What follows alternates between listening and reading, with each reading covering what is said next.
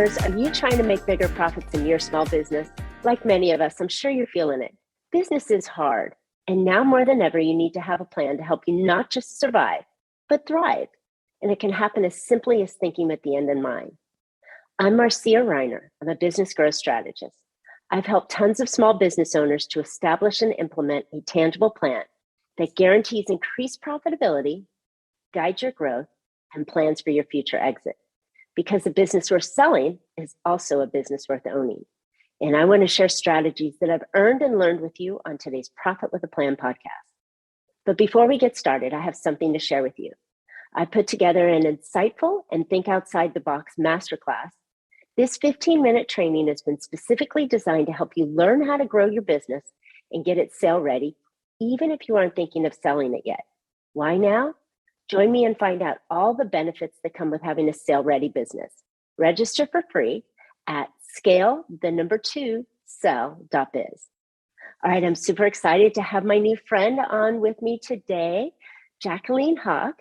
She empowers women to have a thriving personal life and career without overwhelm, grinding away, sacrificing for another, or having to choose, by equipping them with 4 skills: confidence and mindset to confidently ask for what they need.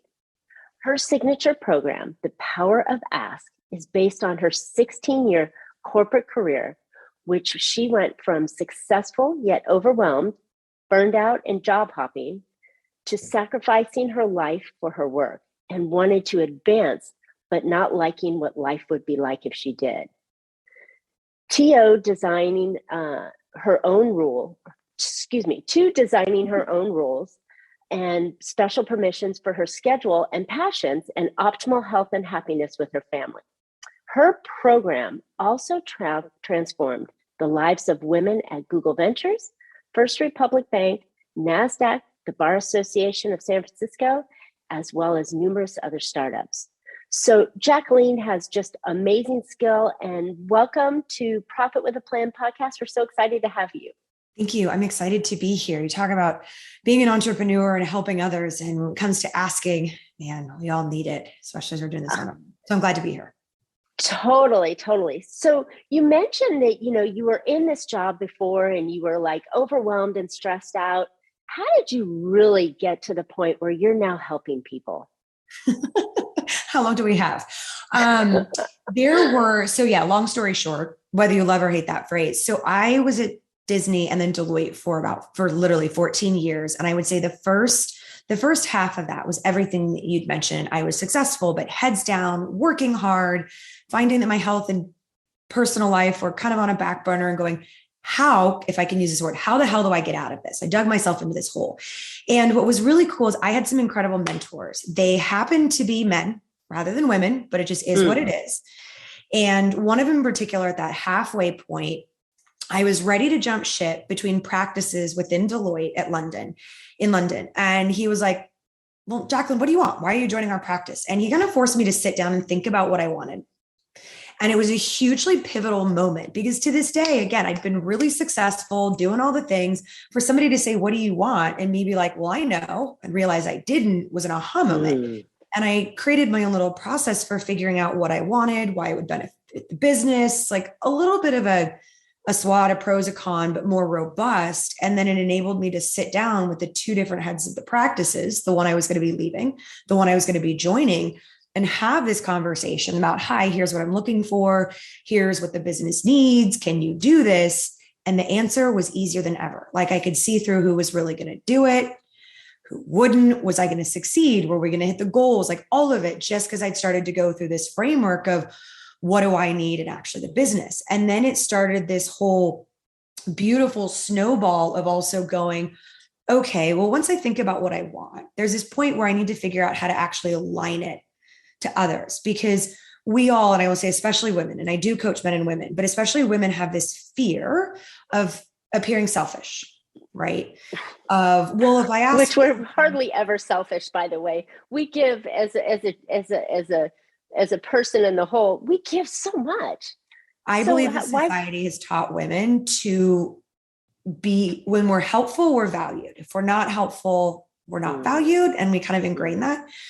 So this idea of, all right, well, I'm going to selfishly ask for what I want, but how's it also going to benefit somebody else? Because why else are they going to give it to me? Especially if I'm in a business, like they might look at me and be like, that's nice. You want your 4 weeks of PTO, but how are we going to survive? So, so I started, doing that in the alignment. And then I butted up against all the limiting beliefs I'd butted up my entire life. Some of the things we were just talking about, or put your head down, keep working harder. It'll solve itself. There will be a better time. Like you name it. Somebody else has a better idea than yours. It's okay. Don't be aggressive. And especially when I was in London, being a female and cultural differences, there was a perceived, even just the enthusiasm was a little bit more aggressive to them. So even looking at my communication style, and it set me on this incredible trajectory of literally rewriting an entire role when I came back to the US, when we were building Deloitte's private company practice, negotiating for more direct reports, using my PTO, getting special permission to consult for a company while waiting to figure out what kind of role Deloitte had for me, because I'd already built this other practice. And then that was all me going, okay, I've made this work. But then the last couple of years at Deloitte, I had decided to take a sales job with startups and VCs because that was exciting, but also terrifying to me. So I wanted to learn the skill set. And what I ended up doing was coaching a lot of the senior managers, directors, and partners first on called their communication an X factor, because being in sales, I was responsible for taking them out, but bless them, they're very good at their trade, their numbers, their tax, but actually conveying why them and the conversation was a little bit scary.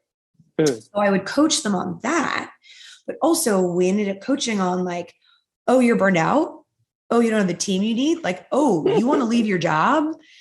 And so I ended up having this bigger role that unfortunately was never going to be a full-time role because they needed me in sales. And I realized I had much more of a passion. And for me, what I perceived as a positive impact in helping people figure out, all right, how can you communicate more clearly, not only to navigate your day-to-day, but negotiate, as well as this bigger picture of what do you want and how are you going to go after it rather than jumping ship or just suffering through what's happening. And then as we've watched the world unfold the last couple of years, it's, I think, more important than ever. So I love it. It is such an important skill set that we have to be able to ask truly, what is it that we want? And how can it benefit both parties? How can we make it a win-win situation? And but we have, like you said, all these limiting beliefs that get in the way and tell us, oh, you're not good enough, or they won't accept that, or maybe I should just go in a little bit less than what I'd originally offer. We just have all these little, we as women and we as people, we have all these little chirpies going on in our head that tell us that we can't do that. So how do we get past that and start being able to ask for what we want?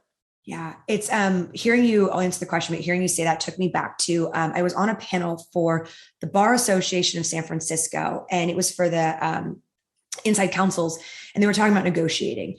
And some of them had said that they were afraid to counter. And I was like, if you've gone down this path, these companies have invested you already. They're not just going to jump ship because you counter for something based on, your worth and what you're going to bring to the table. They've invested time and money in getting you to this place. They're probably not going to want to accept the second or third person. They've got your mind on you. So even that limiting belief of, oh God, they might say no and not want me, and this whole job thing falls apart because you asked for what you want, is not so much. And then a head of HR on the panel was also like, that's absolutely right. The limiting belief thing is interesting. It's simple, but it's also tricky. A lot of it has to do with first understanding what those narratives are and recognizing they're holding us back.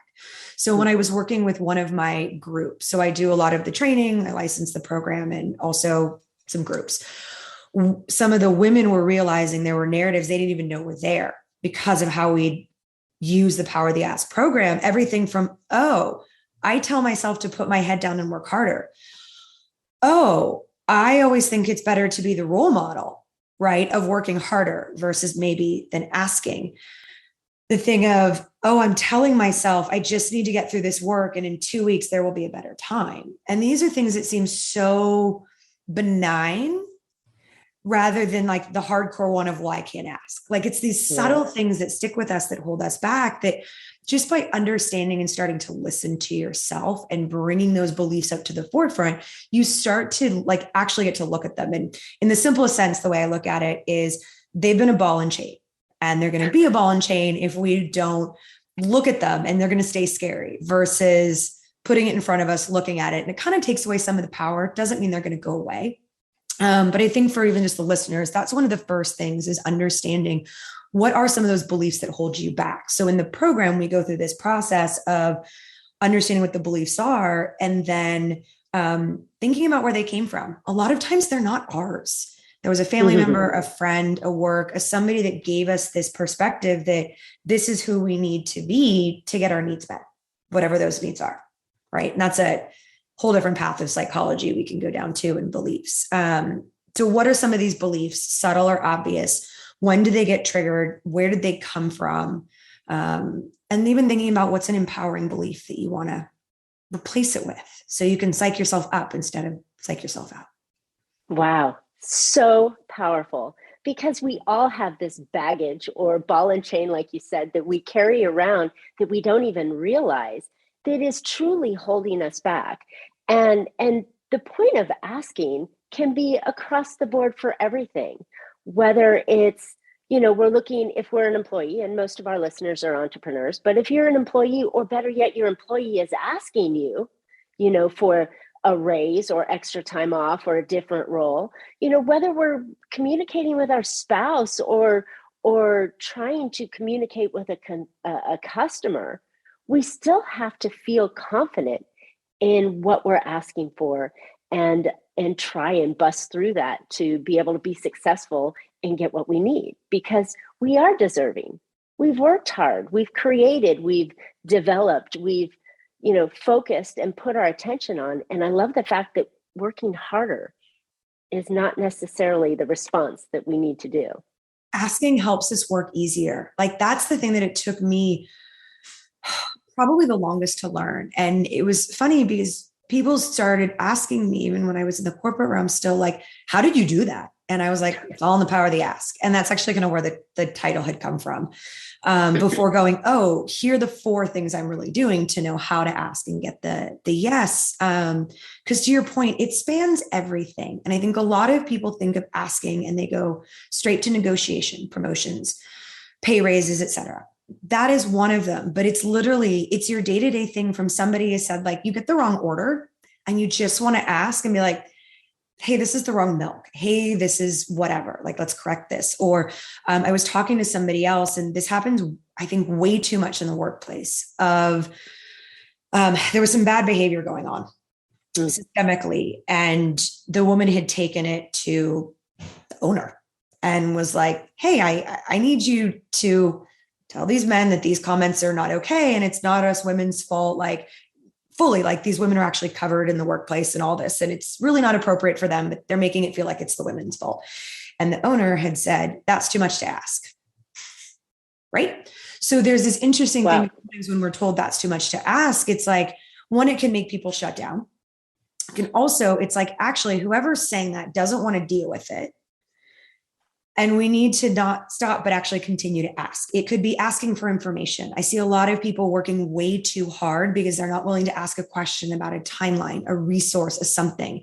They think somebody else is way too busy to bother them. So they make assumptions and try and solve it, and sometimes end far afield from where they could be, rather than, I'm going to ask this question. It's going to save all the things people care about: time, money, and energy.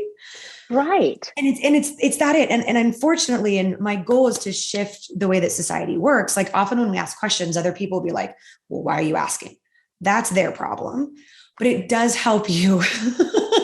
Great point. That is their baggage. Yes. But if it gets you the information you need to do whatever you need to do, that's where it's worth it. And it's amazing the number of people that I coach, whether, especially as they're entrepreneurs or in a job, employees or companies worrying about retention, questions aren't being asked to help people do what they need to do, whether it's flexible schedules or just information to do their best job. I love it. I love it. This is such a really good topic because we all need that power to ask and ask more often. I mean, even if you're a solopreneur, right? You're a CPA doing accounting, or you're an attorney, doing everything yourself with part-time help.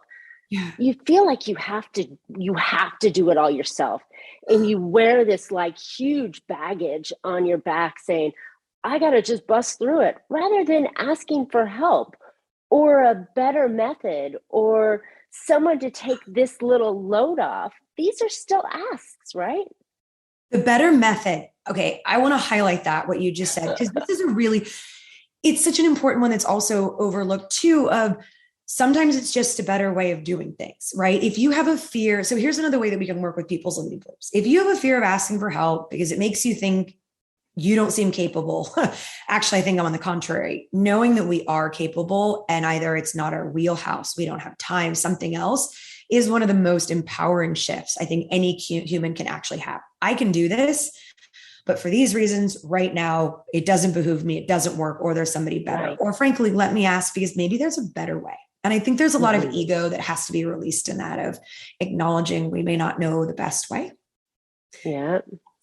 Okay. I also learned in my career that because of how I was raised, there were a lot of this was always a challenge for me. And sometimes I still butt up against these things, but have the tools to get past it. But this piece of, I love it when somebody can show me a better way. I am open to it. I learn, we get things done faster. The burden is off of my shoulders. And by no means do I delegate everything. Not at all. My husband still tells me I take on too much. But finding a better way can be really great. And it can feel good to other people to help. A lot of other folks overlook that. There's a team that I work with, a finance team for a venture capital firm, pretty well known. And they're so kind that they were afraid to ask each other for help. And when we boiled it down to, well, hey, when somebody asks you for help, how do you feel? And they're like, oh my God, I appreciate it. I know I'm helping them relieve a burden. We get to something faster. So even remembering that other people typically can appreciate providing the help. There's the bucket of the, why are you asking me? That's too much. That's their problem. And the other people that they love it. They love it. And the whole idea of growing your business requires innovation, and innovation requires help and different paths.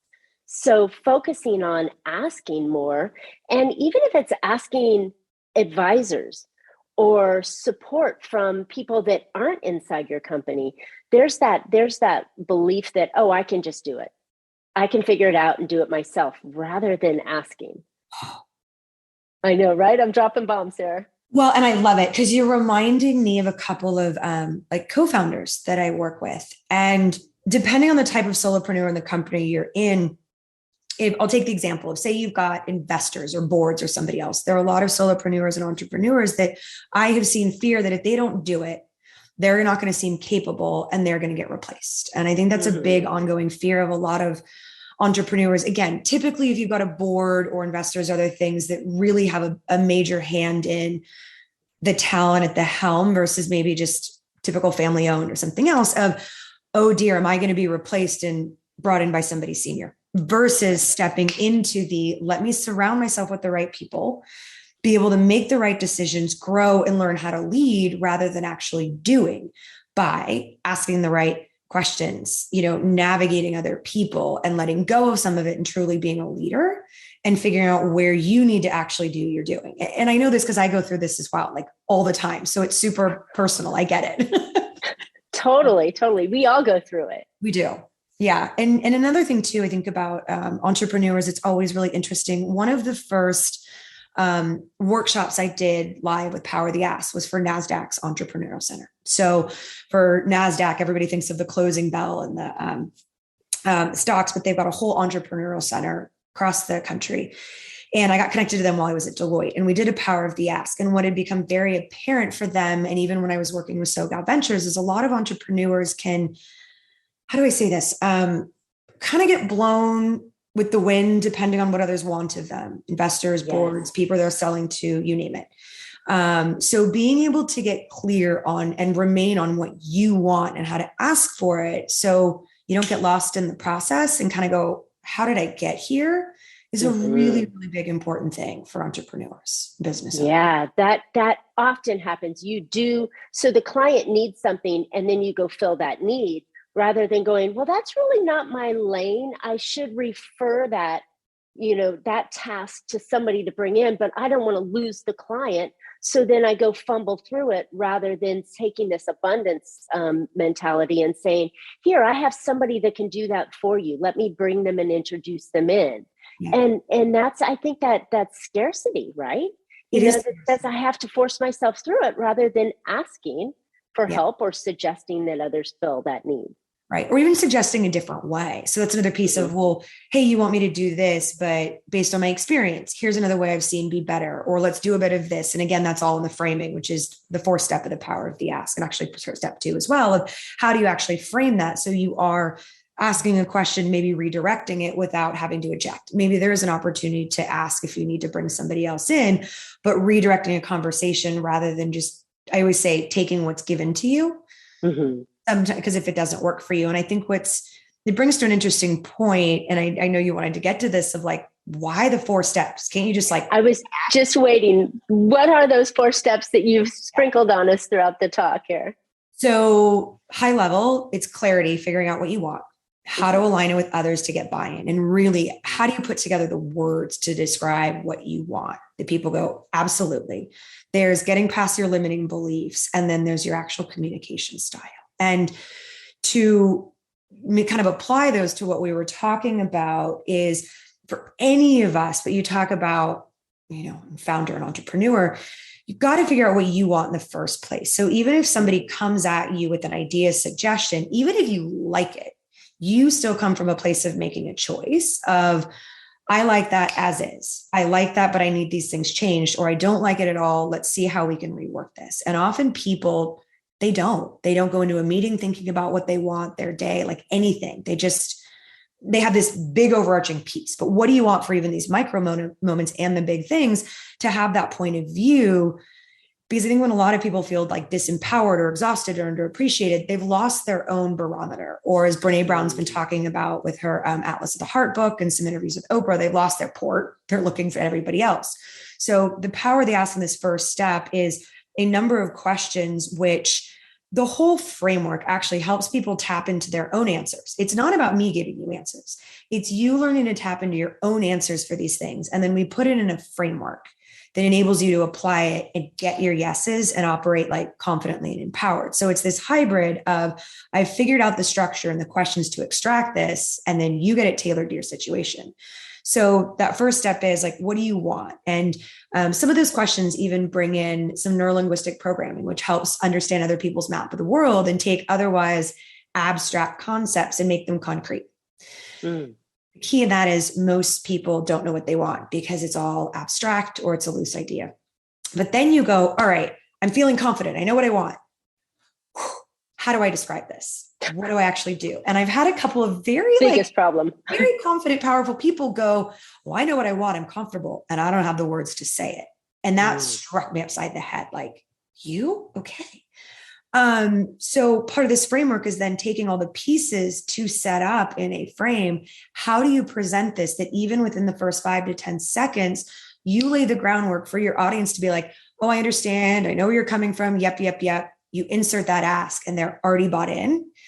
And then also flipping to fit into their priorities and others. So it's this formula that you can also turn around and rejig depending on if people are drivers and they're like, get to the point quickly, or if you need to have a little bit of a lead in. Then what happens back to the limiting beliefs? And I've always played with the order of this because I'm a sucker for punishment like that to make like sure. This. Yeah. But it's totally making sense, right? It's you've got a natural order. You're thinking on, I got to know what I want. So you get that clarity and then you get the language around it. And then obviously something's going to stop you. The little chirp back here or the little chirp in their head. Yeah. So for me, however you've ordered it is logical. Yeah. And I love that you've actually said that because I could watch you, like your eyes were going as you were going through it. Because you're right. Like once we've started to think about what we want and talking to other people is when those limiting beliefs and those chirps really come up. A lot of people start with mindset, but it hasn't been primed or scary enough yet to really be ready to be worked with. So that third step is also draws on a lot of the belief work I've done and some of what we talked about to, in a brave and safe enough way, to work through it and help you actually manage them so you don't get held back, but instead you feel empowered. And then the fourth step, which I think a lot of people start with, they think of executive presence, but is the communication style. And for men and women, but women in particular, and it grinds on me the articles about how wishy-washy and passive women are, and they're frustrated they're not heard, but the way that they communicate, verbal and nonverbal, lends themselves to that. So that fourth step is really critical of understanding what is your communication style and how can you adapt it? How can you remain authentic, but adapt it to really get your message across and be concise and convincing? So it's all four of those. I've watched some people do one or two, myself included, but really all four of those. You get those, you master those, and your day-to-day just becomes easier. Not without pain. That'd be unrealistic. You still struggle. You get through it a hell of a lot easier and faster. I love it, because when you're clear, you can communicate that message better. And when you understand, when you have all the pieces together, it just seems to align, because when you're making that presentation and you're understanding your communication skills and what you're trying to impart, but also, does that include finding out what their communication skills are like? So like you said, if they're a cut to the chase, kind of get to the point right now, and you're coming in going, you're building up the story and you're telling them all the whys and you're telling them about yourself, and they're like going, oh my God, just get to the point, right? And so you have to understand who you're negotiating or having the conversation with to be able to do that. So does your four steps include the other person? Absolutely. The underlying piece of, so the short-term goal, the important goal of this whole Power the Ask is actually helping, I think, create a new normal and shift society to get comfortable asking for what they want and communicate. Mm-hmm. But the real underlying skill that ends up coming through as well is learning to ask ourselves first these types of questions that give us the answers to influence and make everything else easier, rather than just asking others questions first. So specific to what you've said, who is the other party in their audience, right? How do they take in information? Are they short? So yes, but it takes us learning to ask these types of questions of ourselves to then figure it out and get to that end goal. I love how you have in your intro, start with the end in mind. That's part of it. But we're trying to ask, we're finding our own. The playbook teaches us to ask and how to ask to get a yes, but it also teaches each of us how to tap back into ourselves to get these answers to make everything else easier. Let's guess what? Wow, that's so important. And we really, to feel confident in any kind of conversation, it all starts with us, right? Yeah. And so you've got to feel in your gut that you're worthy of the ask, that the ask is appropriate. You're not like saying, oh, I want $1 million for whatever it is, when you're worth 20,000 or whatever that number is. Yeah. You've got to feel confident in that. And the only way you can do that is by doing the internal work. And then it sounds like when the internal work is done, then you're more in a position to be more confident and make that win-win workout. Absolutely. What you're bringing up is also a good point. I tend to see things like visually first, and then I'm like, how do I articulate this? And I love it. You get it. A lot of people out there, they're looking for what I call like Band-Aid strategies. They're not going to work if you haven't done the foundational work. They'll work temporarily, but you're going to go back to your old patterns versus some of this. All right, what's the structure? How do I ask myself these questions to get the answers to then put them in a structure? Otherwise, you're searching, you're Googling, and you're doing apps and this stuff for stuff that's kind of temporary versus the inner work. And that builds the confidence, these other things, or at least if we find ourselves being challenged, we have our own internal resources to deal with it. So to our best. Love it. Love it. Okay. Whew. Jacqueline, this has got such juicy stuff. So one more question before we kind of wrap this up. The work that has to be done, is this like a life journey? Is this something that I can do in a short amount of time to start seeing success and come back to? How does it all work? How do we figure out what those internal questions we're asking ourselves so we can be confident in going for the ask? This is one of the best questions I've ever received, and I'm surprised nobody's asked, right? What? How I know we're like, how fast can I figure some of this out? Is it a lifetime journey? Like, what is it? Thank you for asking that. There's the truth is it's a lifelong journey, but there's a good shortcut to give like the benefits now. So that's the best way to balance it. The reason I say it is a lifelong journey is we have to practice things, right? The reason we have our habits is we've been doing them for so long, they're ingrained. So to continue to start and continue good habits, we need to keep using it. The cool thing about the Power of the Ask playbook is the 4-step framework you can use for everything. And I find myself using it all the time. And funny thing is, that's actually how I realized it was a thing when I was coaching, and I was like, oh my God, I've got something here. I got something here. I am self-deprecating and open Komodo on that. It was like, whoa, this is it. Because you're able to use it for the smallest and the biggest things. So it's a tool that you can use on the lifelong journey and then adapt different bits that work for you, right? I am not a my way or the highway type. You adapt it. The cool thing is I have shrunk this into a 4-week self-study. And I've done it in like live and trainings and all the stuff back to back, but to be able to actually help people ingrain this as a new habit and all of these questions and the way you do it. And all the research talks about this when you remember stuff and avoid the forgetting curve of learn something, practice it, troubleshoot it, refine it, then add to it. Otherwise, if you try and learn too much at once, you're only going to retain a small piece of it.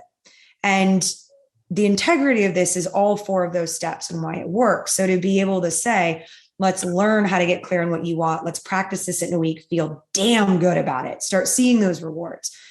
All right, now learn the structure for aligning this with the words, practice it, feel damn good at it, etc. And the point also for me is valuable to make sure that people see the rewards throughout. That's the cool thing. You don't have to wait till the end. So you can, like I've got, so I'm a mom, a little one, and I'm doing some of this live still, particularly for companies and individuals and small groups, but I've also created a self-study program because let's be honest, we're busy people. Sometimes we need to do it on our own. And that's 4 weeks. Right. And then you also have access to the framework to reuse it whenever you need in the PDF. So lifelong journey, it all is. There are no silver bullets in life. This can be done in 4 weeks and actually seeing real results and progress throughout too. Just super cool and encouraging to people to keep going on anything. You know, we all need to find better ways, right? We've got to find better ways to stop, as we're talking about, stop hiding and start asking the right questions. And start asking for help and start asking for the deal and start asking for the growth that you want and the money that you want. It all snowballs. So, but I love it that we've gone through it and you've been very generous in explaining behind the curtain what the program does and how easy it is. So, Jacqueline, where can listeners find out more about you and the program? Yeah. So I think 3 things. I think your show notes or whatever goes up with the podcast is going to have some links. So that's a super easy one. If they're listening right now, the website, so the program is Power of the Ask. So the website is Get Power of the Ask, get like GET. And it's got all the information. And if you like social media, the handle is Power of the Ask. I am not massive on social media, but I am in the power of asking. Have a couple of folks that are going to be helping me with that because I think a lot of these messages are important to get out, whether you do the program or not. So that will be coming. And then as well, actually, now that I think about it, LinkedIn, of course. Yeah. Perfect. Yeah. Perfect. Well, you know what? We all need it. I encourage you to go find out, and get more information about it because this is exactly what we need in every part of our business and our life. How about asking our kids? I have older kids. You have a baby. But how about asking our kids to do something, right? I mean, there's skills and tactics with that. Yeah. Asking our spouse, there's so many ways that we can utilize this tool in our business and our life. So thank you. And it's a good, here's the thing too. Contact me, ask me questions, start there. Or if I can, I would love to challenge and encourage you listeners to pick something you want to ask for today and just try it.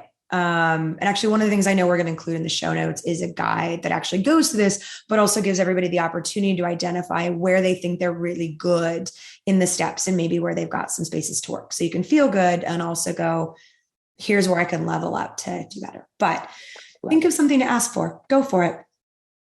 All right. Awesome. Well, listeners, I hope you found a couple ideas to put into your business that will help you be more profitable. I know asking more will get you more, right? And so don't forget, now more than ever, it's time to build your business like you want to sell it. Don't forget to register for my new 15-minute free training on how to get your business sale ready, even if you aren't thinking of selling it yet. There are tons of benefits to having a sale ready business, like more freedom, more money, and an easier to run business. So go register for free at Scale to Sell. And that's the number 2, scaletosell.biz. You don't want to miss this class. And just like Jacqueline had asked, we would love to hear your questions. Go ask us some questions that you're looking for, or better yet, comment and share the question that you are asking this week. And we'll give you some feedback on that and see how it's going. And you can test it against Jacqueline's offer that she's got for you in the handout. So I think it's a great place to start practicing here on the podcast. So don't forget to subscribe so you can get next week's show as well. So you can catch Profit with a Plan on any of your favorite podcast players. We're looking forward to more great profitable information on next week's show. So until then, make your plans and profit with them. Thanks so much, Jacqueline. Thank you.